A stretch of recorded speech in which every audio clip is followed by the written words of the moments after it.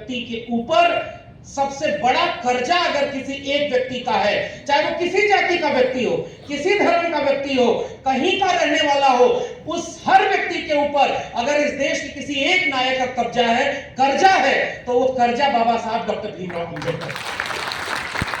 अगर आप महिला हैं तो आप इस देश की हर महिला को जाकर आत्मविश्वास से बताइएगा, maternity leave, child care leave, काम के घंटे कम होना, श्रम का उचित वेतन का मान मिलना, ये कभी नहीं संभव होता अगर बाबा साहब अम्बेडकर ना होते। अगर आप ओबीसी हैं तो जाके पूरे देश के ओबीसी को बताइएगा कि ओबीसी को न्याय दिलाने के लिए, आर्टिकल 340 को लागू कराने के लिए, पिछड़े वर्ग के लिए कमीशन बनाने के लिए बाबा साहब ने मंत्रिमंडल से इस्तीफा दिया। 3 कारण बता करके, उसमें हिंदू कोड बिल और ओबीसी के लिए कमीशन न बनने की शिकायत थी। इसलिए बाबा साहब अम्बेडकर ने ओबीसी के लिए कितना कुछ किया है, ये बताना हमारी जिम्मेदारी है।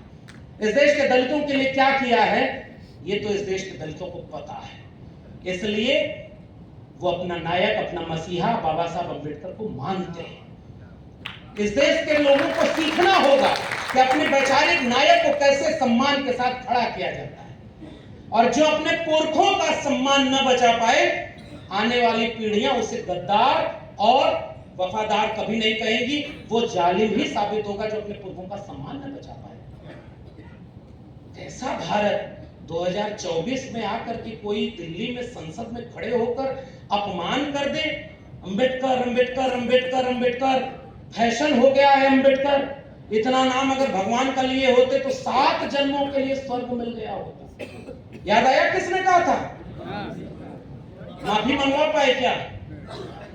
दूसरे की आलोचना करना इस मंच से सबसे आसान काम है। मैं आपसे आपकी आलोचना और अपनी आलोचना करने आया हूं। स्वीकार है ना? 90% समाज अपने पुरखे के अपमान के लिए माफी भी नहीं मंगवा पाया। सोचिएगा, छोटे छोटे झगड़े छोड़ दीजिए, कौन कहां खड़ा हुआ कौन नहीं हुआ, इतने बड़े नायक का अपमान, कंकड़ मारा गया था तालाब में, कितनी लहर उठती है देखने के लिए। लहर उठी, माफी नहीं मांगा है। याद है ना? 7 जन्म के लिए स्वर्ग मिल गया होता, कोई पूछने वाला नहीं हुआ कि तुमको मिला क्या। तुमने बोला कि 7 जन्म के लिए स्वर्ग मिलता, तो तुम तो वही कर रहे हो।